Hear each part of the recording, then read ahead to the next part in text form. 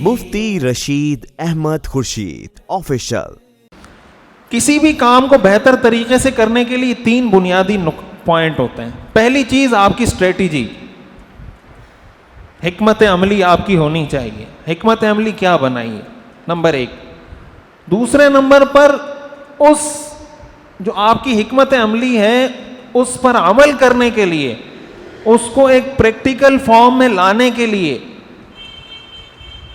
کوئی frame work بنا ہوا ہو کہ میں نے یہ کام کب کرنا ہے، کیسے کرنا ہے، کتنا کرنا ہے، کہاں کرنا ہے، اور اس کے لیے میں اپنے آپ میں وقت کیسے نکالوں گا، یہ پورا فریم ورک بنا ہوا ہو، کنٹرول پوائنٹس بنے ہوئے ہوں کہ کہاں مجھے پتا چلے گا کہ میں ٹھیک چل رہا ہوں، کہاں مجھے پتا چلے گا کہ میں ٹھیک نہیں چل رہا ہوں۔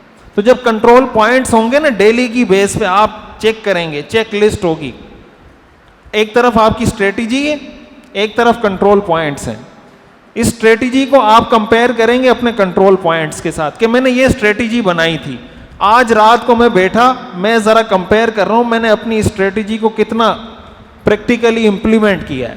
تو جہاں جہاں خامی ہوگی، جہاں جہاں نقص ہوگا، آپ کو پتہ چل جائے گا، اگلے دن آپ کی وہ جو فریم ورک تھا آپ کا وہ بہتر ہو جائے گا، عمل کیا ہو جائے گا، بہتر ہو جائے گا۔ اور تیسرا پوائنٹ ہوتا ہے آؤٹ کمز، نتائج، کہ آپ نے اسٹریٹجی بنائی، آپ نے کنٹرول پوائنٹس بنائے، آخر میں جس مقصد کے لیے آپ نے اسٹریٹجی بنائی تھی اس میں آپ کو کیا حاصل ہوا، اس کو دیکھیں کہ یہ میرے مقاصد تھے، ان میں سے مجھے کیا کیا حاصل ہو گیا۔